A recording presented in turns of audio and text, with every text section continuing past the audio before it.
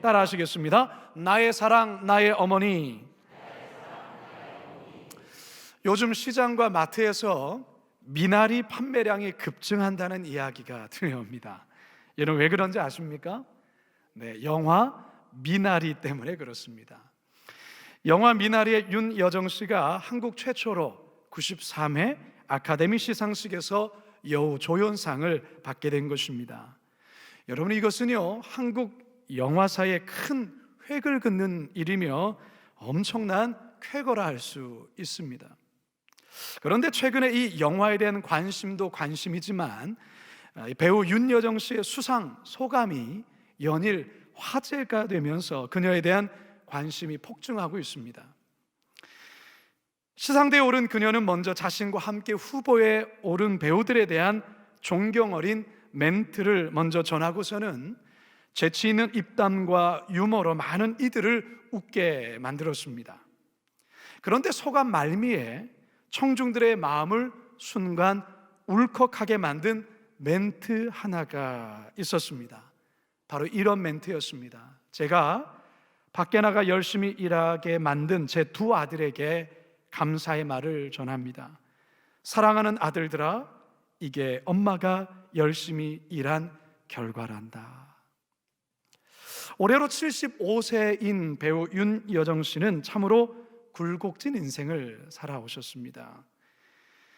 어느 기사를 보니까 가수 조용남 씨와 결혼을 하고 미국으로 건너갔지만 가정생활이 평탄하지가 않았던 것이죠.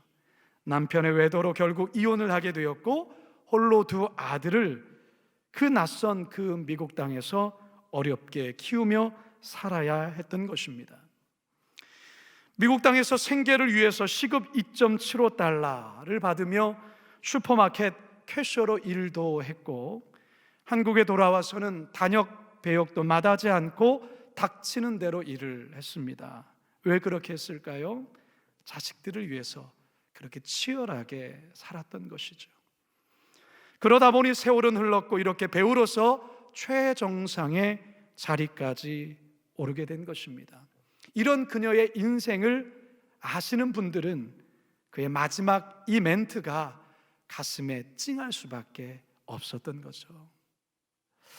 사랑하는 성도 여러분, 저는 이 윤여정 씨의 수상 소감에서 이 시대의 모든 어머니들의 모습을 보게 되었습니다. 우리의 어머니들이 사실 때로는 홀로 참 힘겹게 자녀들을 키우며 살아온 것 아니겠습니까? 온갖 고생을 마다하지 아니하고 평생을 헌신하며 살아오신 겁니다. 오늘은 교회가 어버이의 은혜를 기억하며 지키는 어버이 주일입니다. 저는 특별히 오늘 우리가 읽은 이 본문에 등장하는 마리아를 어머니라는 렌즈로 조명하면서 이 땅의 어머니에 관한 이야기를 여러분들과 함께 나누어 보려고 합니다. 바라기는 오늘 말씀을 통해 자녀들인 우리들에게 말씀하시는 살아계신 하나님의 음성 듣게 되기를 간절히 축원합니다. 한번 따라 하시겠습니다. 목숨 걸고 자녀를 낳으셨습니다. 얼마 전에 모 TV 방송에서 이 산모들의 이 출산 고통을 남편들도 체험해보는 그런 재미있는 그런 장면이 소개되었습니다. 이 남편들의 배에다가 이 전자기기를 설치하고 순간적인 전기 충격을 통해서 이 산통을 느껴보는 겁니다. 처음에 남편들은 이 아내들의 고통에 동참해보겠노라며 순수한 마음으로 도전했다가 1분도 못 되어서 여러분 화면에 보여드리는 저 모습으로 비명을 지르고 그만하겠다며 악을 썼던 것입니다. 체험을 마치고 난 남편들에게 두 가지 공통된 고백이 있었습니다. 첫째, 나라면 이 고통을 알기에 절대로 아이를 낳지 않겠다라는 첫 번째 말이었고, 두 번째, 자신을 낳은 어머니와 그리고 자식을 낳은 아내가 너무나도 위대하고 존경스러워 보인다라고 고백을 했습니다. 성도 여러분, 그렇습니다. 아기를 출산한다라는 것은 사실 목숨 건 일입니다. 실제로 옛날에는 산모들이 아기를 낳다가 죽는 일들이 허다하지 않았습니까? 예수님의 어머니 마리아, 이 마리아 또한 아기 예수를 출산하는 그 과정이 대단히 목숨 건 모험이었습니다. 요셉과 정혼한 상태에서 누군가의 아기를 임신한다는 것은 당시의 율법에 따라 자칫 돌에 맞아 죽을 수도 있었습니다. 가족들이나 지인들로부터 받게 될 그 온갖 오해와 수치를, 그것을 다 겪어야 하는 것이었습니다. 그런데 놀랍게도 마리아는 이 모든 것을 감당하겠노라고 결단하죠. 누가복음 1장 38절입니다. 시작. 마리아가 이르되 주의 여종이오니 말씀대로 내게 이루어지이다 하매 천사가 떠나가니라. 여러분, 이것만이 아니죠. 로마 황제의 호적령에 따라서 만삭된 몸으로 요셉의 고향인 베들레헴까지 약 145km의 거리를 가야 했습니다. 여러분, 한번 상상해 보십시오. 자동차가 있던 시대가 아닙니다. 나귀 등에 올라타서 만삭된 몸으로 이 먼 거리를 가야 하는 건데, 포장된 도로도 아니죠. 험한 골짜기를 지나야 했고 산도 올라야 했고 험한 길을 걸어야 했던 것입니다. 여러분, 얼마나 힘들었겠습니까? 사실 산모도 위험한 일이고 또한 태아에게도 대단히 위험한 일이었습니다. 그런데도 주님의 은혜로 다행히 베들레헴까지는 왔습니다. 하지만 아기를 출산할 곳이 없습니다. 그래서 결국 어디에서 출산하죠?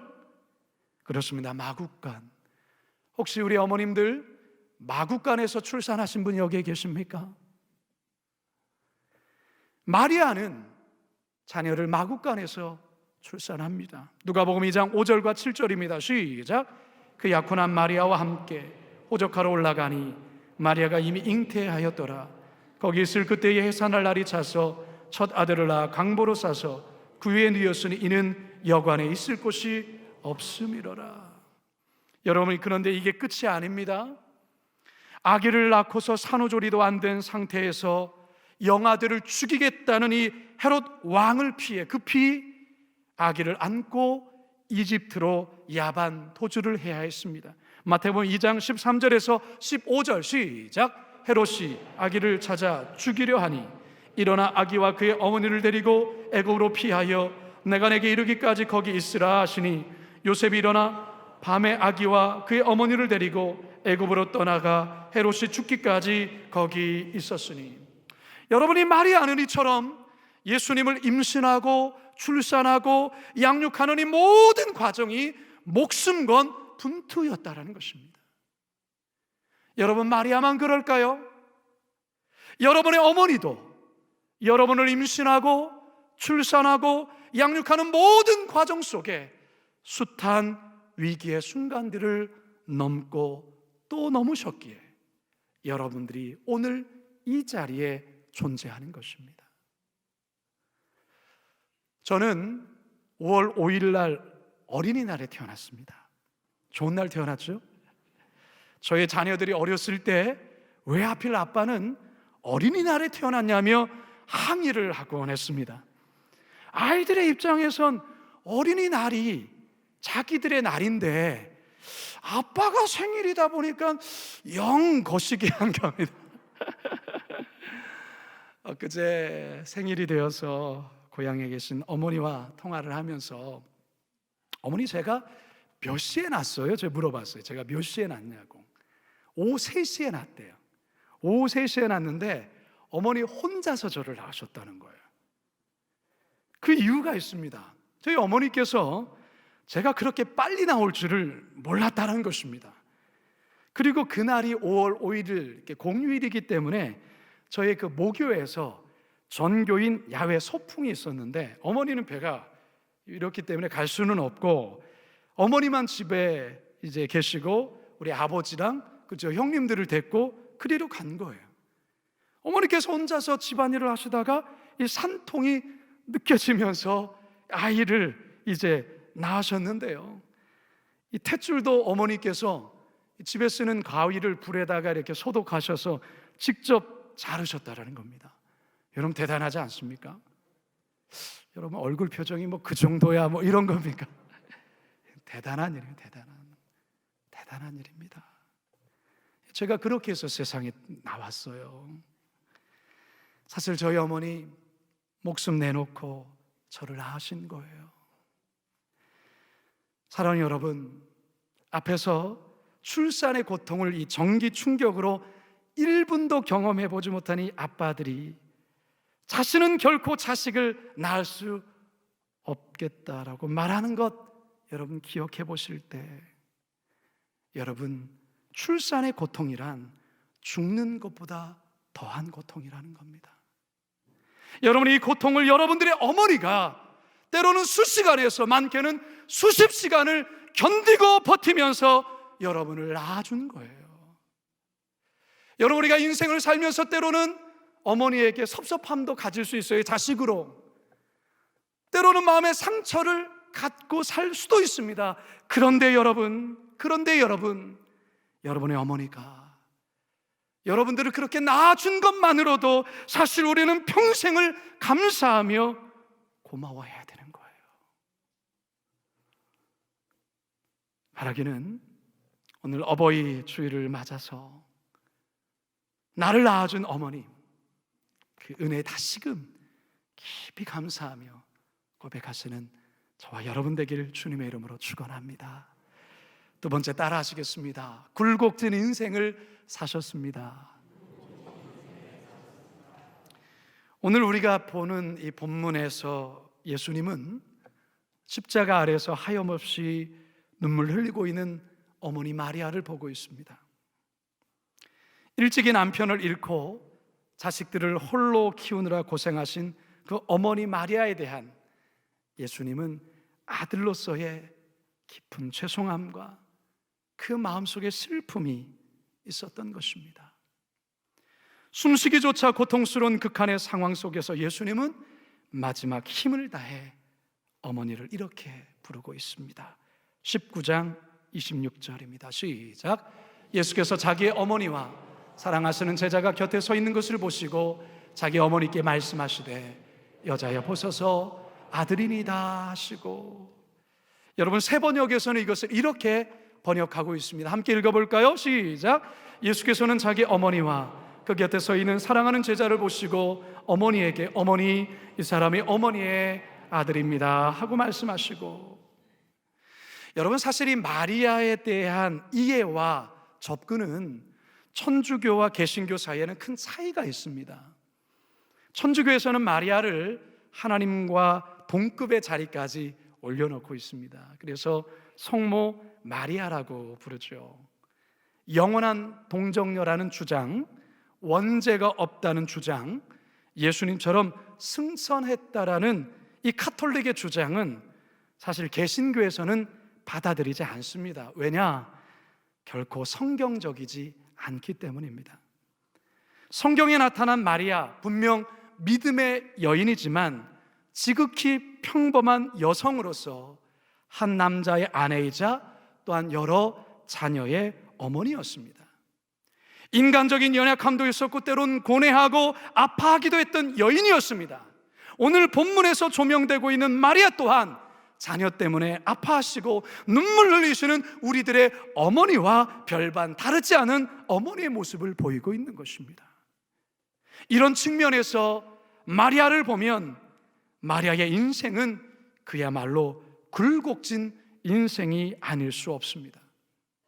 전승에 의하면 마리아의 남편인 요셉은 예수님이 20살이 되던 해에 세상을 떠났다고 전합니다. 사복음서를 보면 예수님에게는 여러 명의 동생들이 있음을 알 수 있어요. 즉 마리아에게 여러 명의 자녀들이 있었다 그 말이죠. 마태복음 13장 55절에서 56절입니다. 시작. 이는 그 목소의 아들이 아니냐? 그 어머니는 마리아, 그 형제들은 야고보, 요셉, 시몬, 유다라 하지 않느냐? 그 누이들은 다 우리와 함께 있지 아니하냐? 최소한 남동생이 4명이 있고 여동생도 있지만 몇 명인지 그 이름에 대해서는 기록되어 있지 않아서 알 수가 없습니다. 예수님이 20살이 되었을 때 과부가 된 마리아가 이 많은 자녀들을 홀로 키운다는 것이 얼마나 힘들고 버거웠겠습니까? 물론 장남이었던 예수님이 아버지의 가업을 이어 목수일을 하며 생계를 꾸려나갔을 것입니다. 하지만 예수님께서 30세가 되던 그때에 본격적인 사역의 길로 나서시며 집을 떠나야 했기에 남겨진 어머니와 그 동생들의 삶은 결코 쉽지 않았을 겁니다. 공생의 기간 내내 사역으로 분주한 아들의 모습을 먼 발치에서 그저 지켜만 봐야 했던 마리아. 그 아들 예수가 정치적인 모함과 누명을 뒤집어 쓴 채 억울하게 십자가에 못 박히는 이 장면을 직접 봐야 했던 어머니 마리아의 그 마음은 아마도 갈기갈기 찢겨졌을 겁니다. 따라서 마리아의 인생을 어머니라는 지극히 평범한 어머니라는 렌즈로 들여다보면 그의 인생은 그야말로 한많은 인생이 아닐 수가 없어요. 어느 노인대학의 한글반에서 뒤늦게 한글을 깨우친 어르신들이 직접 시를 쓰고 전시를 하는 행사가 있었습니다. 그 어르신 가운데 이의순 할머니가 글을 깨우치시고 처음으로 시를 쓴 거예요. 그런데 그 시의 제목이 뭐냐? 한많은 내 인생. 한많은 내 인생. 제가 그 시를 읽어드리겠습니다. 한많은 내 인생. 이의순. 6살에 어머니 아버지 돌아가시고 오빠 손에서 자랐지. 학교도 못 가고 소처럼 일만 했지. 시집이라고 오니 호랑이 같은 어른이 3분 계셨네. 힘에 부쳐 따라갈 수가 없었지. 남편이 밖에서 낳은 아이 5을 길렀지. 그 중에서 제일 잘난 아이가 하나 있었네. 그게 누구냐 하면 지금 내 곁에 있는 우리 아들이었지.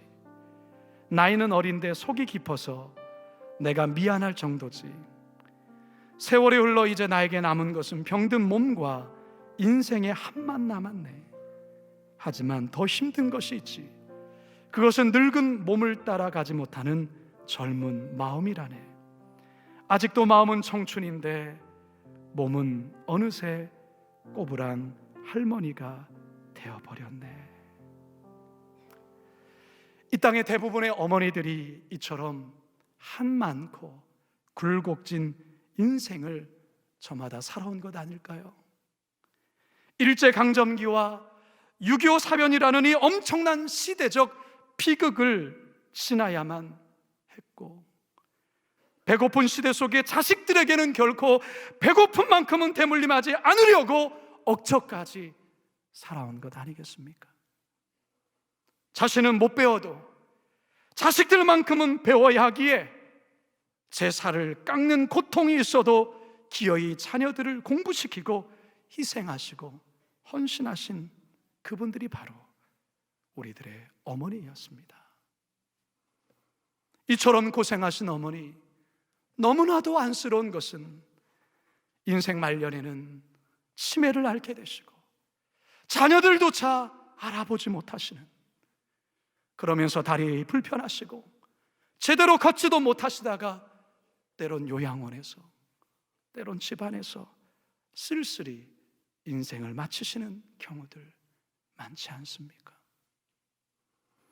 사랑하는 성도 여러분, 그리고 자녀인 여러분, 굴곡 많은 인생을 사신 여러분의 어머니들, 부모님들을 귀하게 여기셔야 합니다.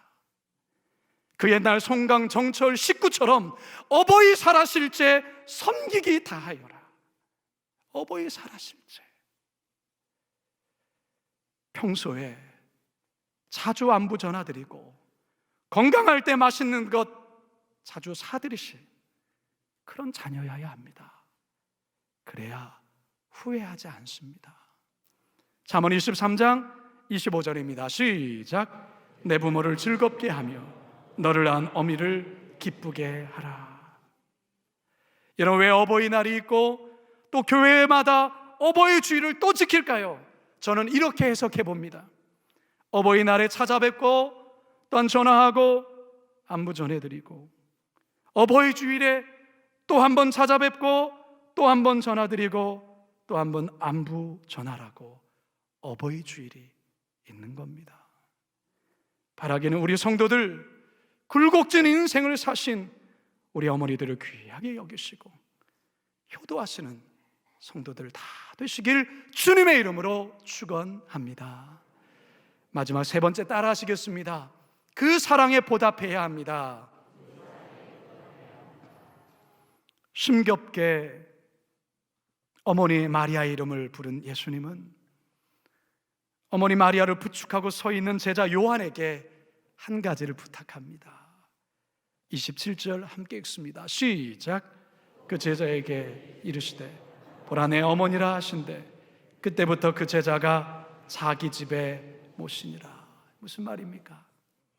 요한아, 나의 어머니, 나의 어머니를 내 어머니처럼 잘 모셔주기 바란다. 내가 이제 세상 떠나면 남겨질 어머니, 그 어머니를 너의 어머니처럼 잘 모셔주었으면 좋겠다. 이게 바로 예수님이 제자 요한에게 부탁하신 말씀입니다. 요한은 이 예수님의 말을 유언처럼 여기며 마리아를 자기 어머니처럼 평생을 모시며 봉양합니다. 기록에 의하면 요한은 이후에 거주지를 소아시아인 에베소로 옮겨 그곳에 어머니 마리아를 모시고 평생을 봉양하며 섬겼다라고 전합니다. 그래서 지금도 성지순례지인 에베소에 가보면 요한이 평생 모시고 살았던 그 마리아가 살았던 집이 이렇게 유적으로 아직도 남아 있습니다. 성도 여러분, 예수님은 온 인류의 구원을 위한 엄청난 십자가의 사명을 친히 감당하시면서도 어머니에 대한 아들로서의 사랑, 자식으로서의 도리를 이렇게까지라도 끝까지 감당했던 것입니다. 성도 여러분, 성경은 한결같이 부모 공경을 강조합니다. 부모를 공경하면 하나님이 복 주신다고 노골적으로 기록하고 있어요. 에베소서 6장 2절과 3절입니다. 시작. 내 아버지와 어머니를 공경하라. 이것은 약속 있는 첫 계명이니 이로써 내가 잘되고 땅에서 장수하리. 내가 잘되고, 여러분 잘 되시기를 원하십니까? 아무도 없으신, 잘 되기를 원하십니까? 부모님을 공경하시기 바랍니다. 특히 홀로 되신 어머니, 그 어머니를 잘 섬기시고 효도할 것을 성경은 또한 강조해요. 사도 바울은 이 같은 사실을 교회에서 잘 가르치라고 디모데에게 명령까지 합니다. 디모데전서 5장 4절입니다. 시작. 만일 어떤 과부에게 자녀나 손자들이 있거든 그들로 먼저 자기 집에서 효를 행하여 부모에게 보답하기를 배우게 하라. 이것이 하나님 앞에 받으실 만한 것이니라. 아멘. 얼마 전 어버이날을 앞두고 한 온라인 설문조사에서 그 어버이들에게, 부모님들에게 어버이날 받고 싶은 선물이 뭡니까? 라고 질문을 해서 조사했다고 합니다. 여러분, 압도적인 1위가 나왔습니다. 뭐라고 생각하십니까, 여러분? 여러분 너무 잘하시네요. 네, 현찰이 필요한 거. 돈, 이게 압도적인 1위입니다. 네. 그렇다면 2위는 뭘까요? 2위. 네, 2위. 뭐로 나왔냐면 따뜻한 말 한마디. 이건 전화를 통해서든 또는 직접 대해서든 따뜻한 말 한마디. 물론 1등과 2등 차이는 너무 크죠. 여러분, 자녀들의 따뜻한 말 한마디, 부모님들이 그토록 받고 싶어하는 선물이라고 이야기합니다. 일제강점기 때에 이흥렬이라는 음악의 남다른 재능이 있던 청년이 있었습니다. 그는 음악 공부를 위해서 일본으로 유학을 떠납니다. 그러나 작곡을 위해 피아노가 없으면 음악 공부를 할 수 없다는 것을 거기에 가서 알게 된 겁니다. 그래서 어머니께 편지를 썼습니다. 어머님, 피아노가 없으니 음악 공부를 더 이상 할 수가 없어요. 음악에는 피아노가 필수라는 것을 뒤늦게 알았습니다. 소자는 음악 공부를 이만 접고 귀국하려고 합니다. 왜 이런 편지를 썼냐면 어머니 홀로 어머니시거든요. 홀로 어머니가 어렵게 이 자녀를 이렇게 키우셨는데 그 피아노를, 그 거금의 피아노를 살 수 있는 재정을 부탁하기가 너무 죄송한 거예요. 그래서 이렇게 했는데, 하지만 이 어머니 다음날 새벽부터 땅거미가 질 때까지 동네 근처부터 원거리 산이란 산을 모조리 뒤져서 쉼없이 솔방울을 긁어 모았습니다. 불쏘시개로 화력이 좋은 솔방울을 판 거죠. 정말 악착같이 팔아서 당시의 거금 400원을 만들어서 결국 그것을 아들에게 보냅니다. 이것을 받은 그 아들 통곡을 하죠. 이 돈이 어떻게 해서 보내준지를 알기 때문에. 그래서 피아노를 사서 정말 열심히 공부를 하고 음악 공부를 마치게 됩니다. 그래서 이 흥렬이 처음 노래를 작곡하게 되는데, 이미 시인이며 문학 박사인 양주동 님이 쓰신 시에 자신의 곡을 붙인 겁니다. 그 곡이 뭐냐?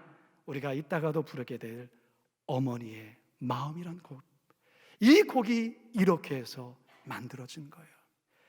낳으실 때 괴로움 다 잊으시고 기를 때 밤낮으로 애쓰는 마음, 진자리 마른 자리 갈아 누시며 손발이 다 닳도록 고생하시네. 하늘 아래 그 무엇이 높다 하리요. 어머니의 희생은 가히 없어라. 어려서는 안고 업고 올려주시고 자라서는 문기대어 기다리는 맘, 알을 쌓아 그럴 때를 쌓아 자식 생각에 고우시던 이마에는 주름이 가득 땅 위에 그 무엇이 높다 하리요. 어머님의 정성은 지극하여라. 사람의 마음속엔 온 가지 소원, 어머니의 마음속엔 오직 한 가지, 아낌없이 일생을 자식 위에 살과 뼈를 깎아서 바치는 마음. 인간의 그 무엇이 거룩하리요. 어머니의 사랑은 그지 없어라. 사랑하는 성도 여러분, 이제 저는 말씀을 마치려 합니다. 십자가에 매달린 예수님, 요한에게 내 어머니 잘 모셔주시오. 우리 예수님 간절히 부탁한 이 부탁은 오늘 어버이 주일을 맞이한 여기 앉아 계신 우리를 향한 예수님의 부탁이기도 합니다. 부모님이 생존해 계시다면 우리 예수님 이렇게 말씀하시죠. 나의 사랑, 나의 어머니 잘 섬겨주기 바랍니다. 혹시 이미 여러분의 어머님, 아버님 세상을 떠나서 부모님 안 계십니까? 그렇다면 우리 주변에 있는 연로하신 권사님들, 집사님들, 그분이 저와 여러분들의 어머니요 아버지예요. 우리 주님 말씀하시죠. 소외되고 외로우신 어르신들, 내 어머니로, 내 아버지로 잘 모셔주길 부탁하오. 이게 바로 오늘 우리를 향한 예수님의 눈물 어린 부탁입니다. 이 예수님의 부탁을 잘 받들어 부모 공경, 부모 사랑 실천하시는 우리 성도들 되시기를 주님의 이름으로 축원합니다. 축원합니다. 축원합니다. 우리 이 시간 자리에서 다 일어서시기 바랍니다. 우리 나실 때 괴로움 다 잊으시고 어머니 마음 다 같이 불러보시고 축도로 마치겠습니다.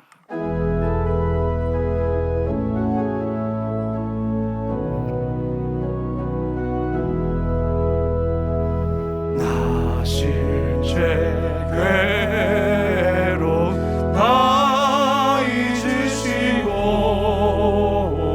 귀를 죄 밤낮으로 애쓰는 마음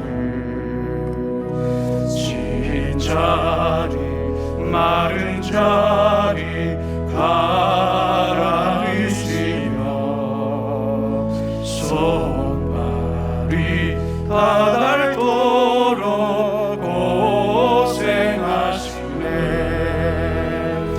하늘 아래 그것이 넓다리요. 어머님의 희생을 가하옵소서. 어려선 안고 업고 어려선 안고 업고 올려주시고 자라선 기대어 기다리는 날 나를 사 그릇 되사 자식 생각에 고우시던 이 맘 위에 주름이 가득 땅 위에 그것이 넘다리요. 어머님의 정성을 지극하여라. 사랑의 마음속에 높낮이 소원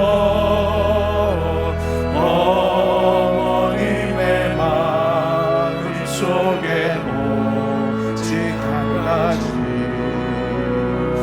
아낌없이 일생을